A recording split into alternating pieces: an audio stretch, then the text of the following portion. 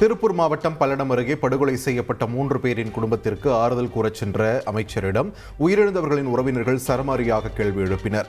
சேமலை கவுண்டன் பாளையத்தில் உள்ள தோட்டத்து வீட்டில் தங்கியிருந்த தாய், தந்தை, மகன் ஆகிய 3 பேர் வெட்டி கொலை செய்யப்பட்ட நிலையில் பாதிக்கப்பட்ட குடும்பத்தினரை அமைச்சர் சுவாமிநாதன் நேரில் சந்தித்து ஆறுதல் தெரிவித்தார். அப்போது செந்தில்குமாரின் மனைவி கவிதா இது முழுக்க அரசின் தவறு என்று குற்றம் சாட்டினார்.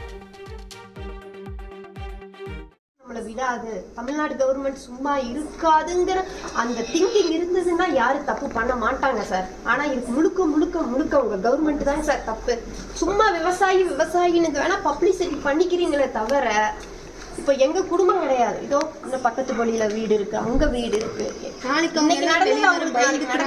என்னங்க சொல்லுங்க, மத்தவங்களுக்கு தெரியுதா சொல்லுங்க. அவன் பண்றான் அப்படின்னா அவன் இருக்கிற திருடன்களுக்கு புரியணும் சார்.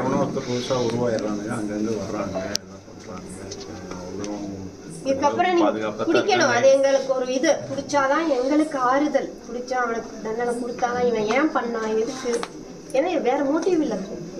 எங்க மாமா ஏதாவது பிரச்சனை இருந்து வந்து பண்ணுனா பரவாயில்ல, எந்த ட்ரிங்கிங் ஹேபிட் கிடையாது, ஒரு ஸ்மோக்கிங் கிடையாது, போய் எதுவும் பேச மாட்டாங்க.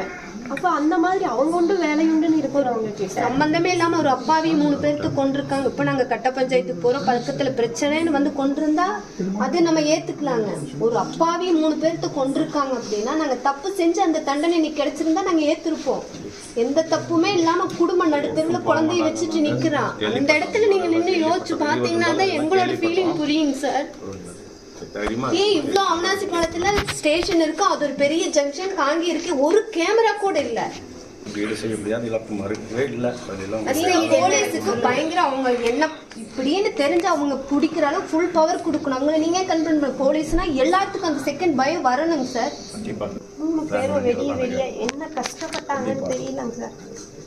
நார்மல் விவசாய குடும்பம். அப்புறம் விவசாயிகளை எப்படிங்க சார் பாதுகாப்பா விவசாயம் பண்றது? செய்திகளை உடனுக்குடன் தெரிந்து கொள்ள உடனே சப்ஸ்கிரைப் பண்ணுங்க.